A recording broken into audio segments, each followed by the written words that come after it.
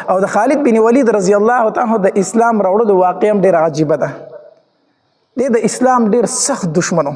په غزوه احد کې چې څومره شهیدان شي په هغې کې خو د لاس وکنه د شاغړي په غونډۍ باندې راوختو او دا ډېر غټ جنګجو هم و. خو ده وی زما په زړه کې یو ځل د دې اسلام محبت پیدا شو. وی هغه څنګه؟ وی دا نبی علیه الصلاة والسلام چې په غزوه حدیبیې ته را روانو که نه، وی ما ملګرو ته وی چې ځای ورته سی کوئ چې دوی راځي چې موږ په لاره کې حمله وکړو. دوی به دغلته کې پړاو اچوي، وی موږ چې دوی څنګه پړاو اچوي موږ به ګیر چاپېره ناست وي، موږ به ناڅاپي حمله وکړو. وی موږ ناست وو هغې ځای ته، وی ناڅاپي نبي علیه السلام لاره بدل کړه، هغې ځای ته اړو رانغې. حالانکې څومره قافلې چې به راتلې دغې ځای ته به راتلې او نبي علیه السلام هغه لار پرېښوده به بل طرف لاړو. ما دې ملګرو ته ویل چېرې دا سړی خو ډېر څه عجیبه غونته سړی دی، موږ ورته دلته کېناستو او ډارې کې لاره بدل کړه. ما ورته چې خیر دی بل یو ټیم را روان دی، هغه ټیم کې دوی مونځ د سره هم نه پرېږدي چې هغې ته صلات وسطی ویلی شي، د مازدیګر مونځ. د مازدیګر مونځ دوی د سره نه پرېږدي، ځکه حدیث مبارک کې راځي چې د مازدیګر مونځ نه قضا شو نو اهل و عیال ټول د هلاک شو. نو دوی د مازدیګر مونځ نه پرېږدي، بالکل نه پرېږدي. نو چې دوی په مانځه ودرېږي که نه موږ به پرې حمله وکړو. وی موږ په دې کې ناست وو، وی چې د مازدیګر مونځ ټیم شو نبی علیه السلام صلات الخوف وکړو. صلات الخوف، د صلات الخوف طریقه دا ده نیم ملګري په ځان پسې ودرول، نیم چوکیدارۍ ته ودرول. نو چې یو رکعت هغه یو څه کسانو د نبي علیه السلام سره وکړو، بیا هغه چوکیدارۍ ته ودرېدل، هغه نور راغله په نبي علیه السلام پسې ودرېدل. په دې طریقه نبي علیه السلام مونځ وکړو، او مې مونځ وکړو او مې چوکیداري کوله که نه. ما دې کسانو ته وویل چې یقین په الله وکړه په دې سړي سره خو هېڅ نه کېږي، ده سره اوس غیبي غونته کې امداد دی. ده خو چې کوم ځای کې موږ ورته کینو نو بس ده طریقه بدله کړي، ده سره څه غیبي غونته کې امداد دی. وی هغې ځای کې زما په دې زړه کې د اسلام لږ مینه پیدا شوله.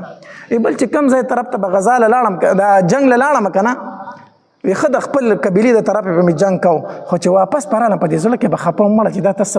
خپل ملګري وجنې، خپل قبیله وجنې، خپل خلک وجنې، ته څه کوې، څه په لاس راځي. خو بهرحال د خانداني غیرت او په هغې کې لګیا وم. وی چې ډېر تنګ شوم که نه، ما دا اراده وکړه چې شام ته ځمه، هلته به یا یهودي شمه یا به عیسایي شم. مسلمانېدی خو ځکه نه شمه چې د دې پیغمبر خلاف ما دا خو زما سخت دشمن دی، نو زه به ځم د ده ته به وم چې په تا ایمان راوړم. جاهلیت غیرت وکنه. په غزوه بدر کې زره د خلاف ولاړم، په غزوه احد کې زره د خلاف ولاړم، په غزوه خندق کې زره د خلاف ولاړم، هر ځای کې ما سره جنگ کړی، اوس به ایمان راوړم. ما وی چې زما شام ته یا به یهودي شم او یا به څه شم عیسایي شم، او دا خپل مذهب خو راته بد ښکاري، ځکه څه ګټو ته سجدې لګو، دا موږ څه کوو که نه. دا مې اراده وکړه، وی زما یو ورور د هغه نوم ولید و، هغه مسلمانو. وی نبی علیه السلام دی ولید ته وویل که ما دې ورور ته چېرې دا خالد د ډېر هوښیار سړی دی، ډېر عقلمند سړی دی، او د ده د عقل او هوښیارتوب لږې خو بل ځای کې لګي، نو چې دا په اسلام کې ولګېدی څومره به ښایي. ته ورته اسلام دعوت ورکړه، د ورور ته ولې وویلو که نه. وی دا ورور مې ما پسې خط راولېږو، چې ما پسې خط راولېږو، وی ما ته وی چې اسلام ته راشه.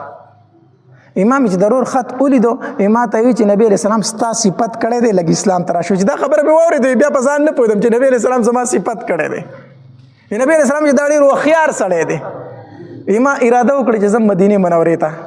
خو ما وی چې یوازې به څنګه ځمه، نو ولاړم. بل ملګری مې کته عثمان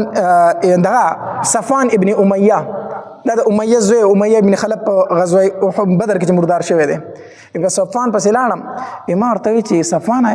ما ورته وی چې هو، ما چې په زړه کې مې یو خبره ده. ما ته وی چې څه؟ ما چې زه خو د دې پیغمبر نه ډېر متاثره یم، ایمان پرې راوړم. نو که تا پرې راوړم نو ښه خبره ده چې دواړه ملګري شو مدینې ته لاړ شو. زمونږ د قبیلې سړی دی، زمونږ د خاندان سړی دی، په ټوله دنیا به حکومت کوي، موږ خو بې بد نه ښکارو که نه، او هغه کومه خبره کوي، ښې خبرې کوي. وی صفوان راته وویل که نه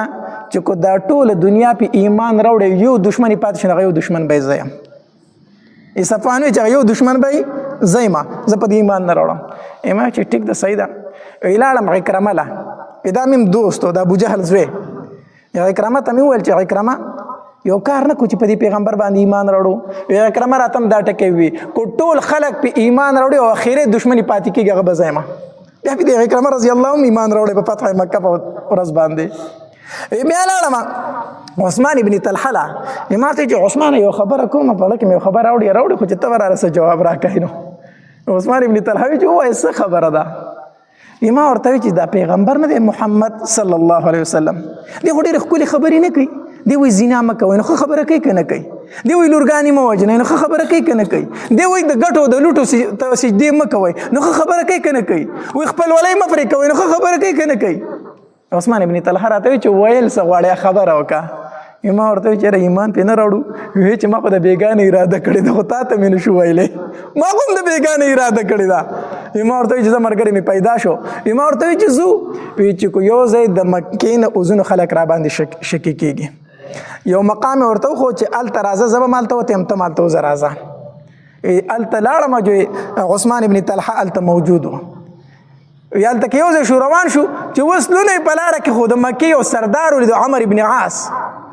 دا په کفارو کې د ټولو نه هوښیار سړی حسابېدو د جنګ څومره مشورې چې به ده ورکولې ډېر هوښیار سړی او عقلمند سړی د جنګ دا چادونه به ټول ده جوړول موږ چې دی ولیدو موږ چې پاک ربه دا کوم ځای ګیر شو دا خو عمر ابن عاص دی چې ده ته به اوس څه وایو ده ته به څه وایو دا خو زموږ مشر دی موږ ورته وایو چې لکه موږ ته وایو چې څه کوې لکه موږ ورته وایو چې ته څه کوې وایي چې نه رښتیا ووایه چېرته روان یې موږ ورته څه نه وي وایي چې راته ښکاري مدینې ته روان یې کو موږ ورته چې ښه رښتیا درته ووایو نو مدینې ته روان یو عمر ابن عاص راته وایي چې راځئ زه خو هم ملګری یم زه هم مدینې ته ځم راځئ چې درې واړه په ایمان راوړو راځئ چې درې واړه په ایمان راوړو ویلاړو چې مکې ته ورسېدو یو ځای کې خو هلته اوښان کېنول وی ورور مې راپسې راغی چې نبي علیه السلام ستاسو د راتلو نه خبر شوی دی او ډېر خوشحالېږي نبی علیه السلام چې خبر شو که نه چې دا درې واړه را روان دي نو نبي علیه السلام وفرمایل وی مکې د خپل زړه ټوکړې مونږ ته راوویشتې مکې د خپل زړه ټوکړې مونږ ته راوویشتې خالد را روان دی عمر ابن عاص را روان دی عثمان ابن طلحه را روان دی دا خو د مکې د زړه ټوکړې هغه مونږ له رالې نبی علیه السلام ډېر خوشحالېږي ورور مې راپسې راغی چې تلوار کوي نبی علیه السلام ستاسو په انتظار کې دی زه چې څنګه ورسېدم نبی علیه الصلاة وسلام لره که نه وی نبی علیه الصلاة وسلام ته مې وفرمیل چې السلام علیک یا رسول الله السلام علیک یا رسول الله او بیا مې د نبی علیه السلام لاس ونیو چې اشهد ان لا اله الا الله واشهد ان محمدا عبده ورسوله وی کلمه مې وویله وی نبی علیه الصلاة وسلام راته وفرمیلو چې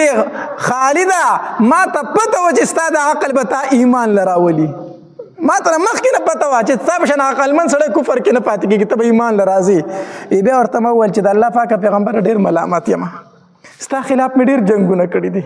ستا ډېر ملګري مې شهیدان کړي دي د الله پاکه پیغمبر ډېر ملامت یم ما له دعا وغواړه نبی علیه الصلاة وسلام فرمایل چې الاسلام یخدم ما کان قبله اسلام مخکنۍ خبرې ټولې ختموي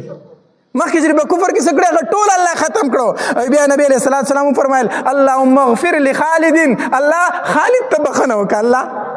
الله خالد ته بخښنه وکړه او بیا وی بل صحابي راغی وی درې واړو د نبی علیه الصلاة وسلام په لاس باندې سره وړو